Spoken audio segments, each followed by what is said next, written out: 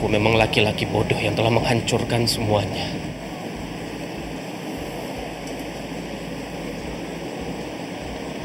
Kebahagiaan suci aku telah ku kotori dengan dosa yang tidak bisa termaafkan.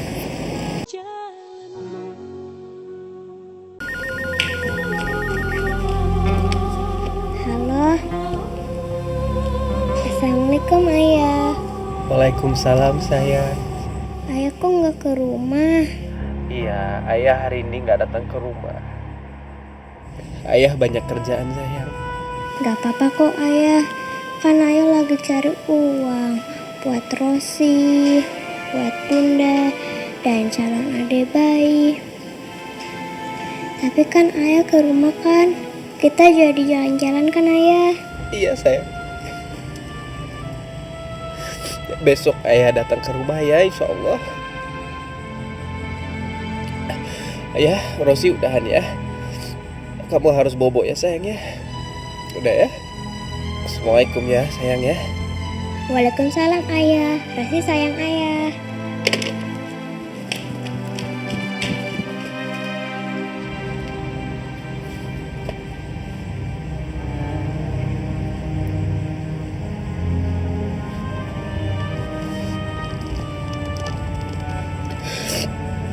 Maafin ayah Rosi. Harusnya ayah hadir di dalam sana dan bukan di luar sini. Maafin ayah.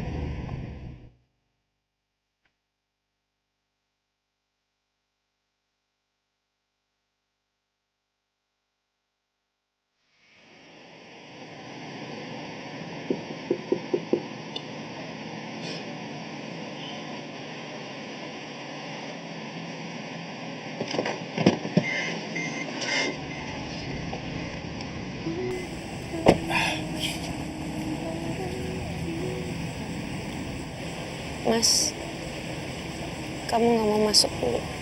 Gak apa-apa Bunda. Ngerasa gak pantas untuk masuk ke dalam. Aku gagal Bunda. Aku gagal mewujudkan keinginan kami. Keinginan kita untuk menciptakan keluarga sakinah, mawaddah warahmah. Aku sudah gagal menjadi imam pada kalian berdua. Mungkin kaki ini terlalu kotor untuk menginjak lantai suci rumah tangga kita.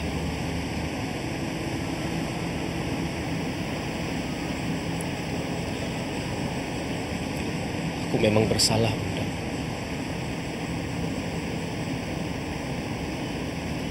Karena kesalahan aku, kita kehilangan calon anak kedua kita. Karena kesalahan aku, Bunda jadi terluka.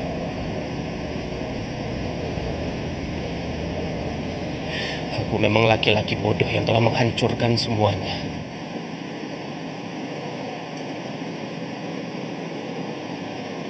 Kebahagiaan suci aku telah ku kotori dengan dosa yang tidak bisa termaafkan.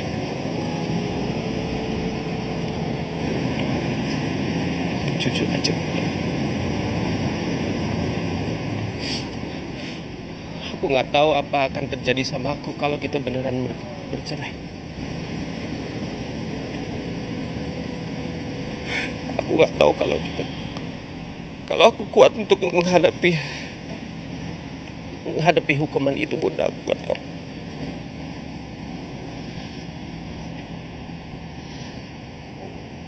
Kamu harus kuat, Mas. Kamu laki-laki. Kekuatan aku ada pada Bunda dan ada pada Rosi. Tanpa kalian berdua,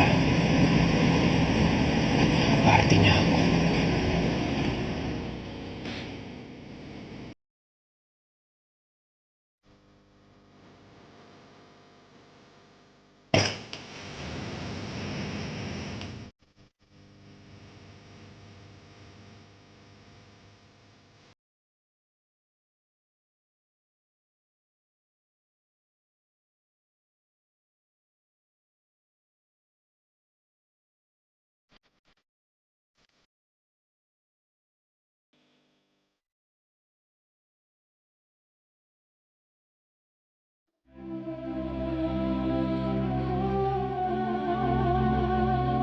Anakku sayang, maafkan Bunda ya nak. Meskipun kamu belum sempat terlahir dan mengenal Bunda, tapi kamu harus tahu, Bunda sangat menyayangi kamu. Jadilah malaikat di surga sana dan tunggu kami. Tenanglah nak, suatu saat kita pasti akan bersama.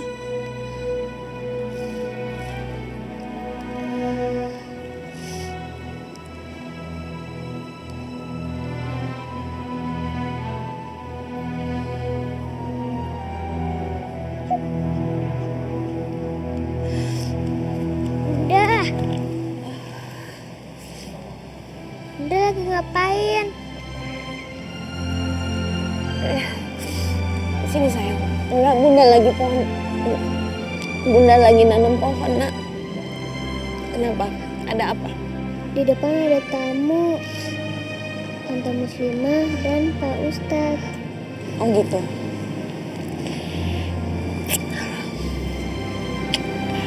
Ayo.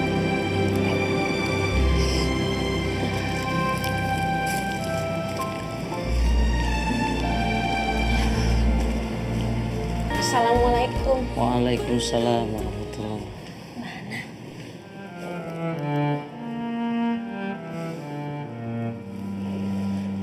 Muslimah. Pak Ustadz kenapa berdiri di sini? Ayo silakan masuk, jangan kayak tamu aja. Maaf ya kelamaan nunggu. Enggak apa-apa kok. Silakan duduk. Maksud kedatangan aku sama suami ke sini karena kami ingin berbelasungkawa dengan musibah keguguran yang menimpa Mbak Hana.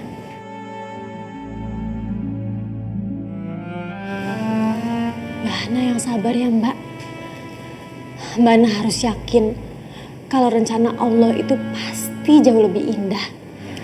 Dan aku harap Mbak Hana bisa selalu berhusnuzon dengan semua rencana Allah ke depan.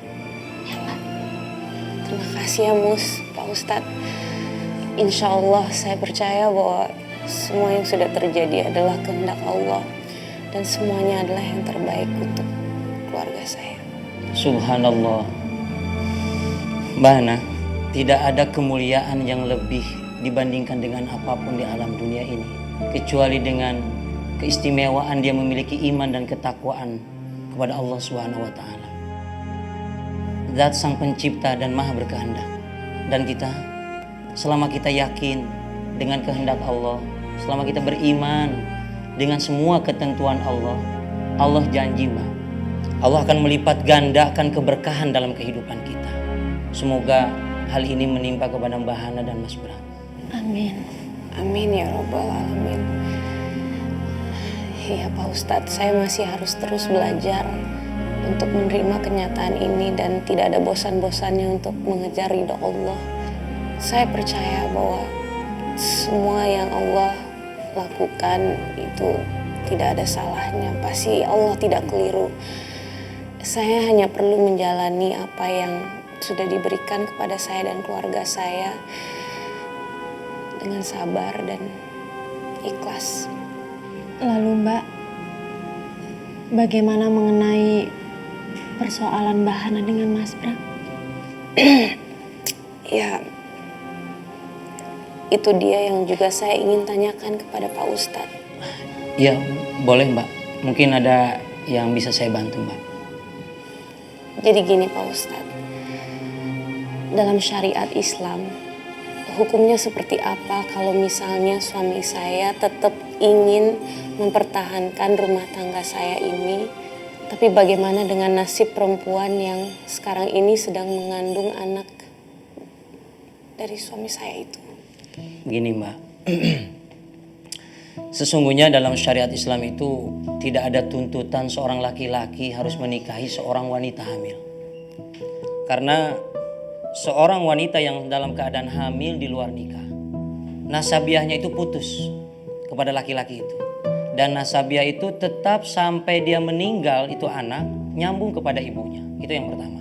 Yang kedua, Allah Subhanahu wa Ta'ala itu meridhoi pernikahan yang dilandasi dengan rasa cinta dan bukan karena paksaan, karena tuntutan laki-laki itu menghamili wanita itu. Tidak ada tuntutan seperti itu.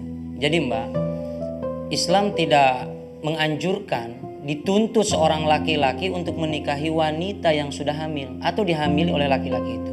Dan juga Islam melarang untuk menceraikan wanita dalam keadaan hamil. Begitu Mbak. Mbak Hana, aku minta maaf ya Mbak sebelumnya kalau memang aku lancang. Tapi apa Mbak Hana itu sudah benar-benar yakin kalau janin yang ada dalam kandungan perempuan itu memang janinnya Mas Bram? Karena ya kita kan sama-sama tahu ya kalau perempuan yang berani mendekati laki-laki yang sudah beristri, bahkan sudah mempunyai keluarga, itu kan sudah jelas-jelas menunjukkan hal yang negatif. Jadi Mbak Hana tidak menutup kemungkinan kalau wanita itu hanya mengaku-ngaku supaya dia itu bisa dinikahi dengan Mas Bram, Mbak. Padahal kita juga nggak tahu kan kalau janin yang ada di kandungannya itu janin Mas Bram atau bukan. Bisa jadi begitu Mbak. Ya kita tanpa bermaksud untuk seujon sih sebenarnya kan. Iya. Tapi alangkah lebih baiknya kalau Mbak Hana untuk menyelidiki tentang hal itu kan. Ya dengan alasan, dengan niat untuk menghindari fitnah baik untuk Mbak Hana maupun Mas Bram. Ya Allah, kenapa saya nggak berpikir seperti itu sebelumnya? Kenapa aku terlalu cepat mengambil keputusan tanpa lebih dulu menyelidiki hal itu? Ya Allah, mungkinkah ini petunjuk yang sengaja Engkau berikan kepadaku?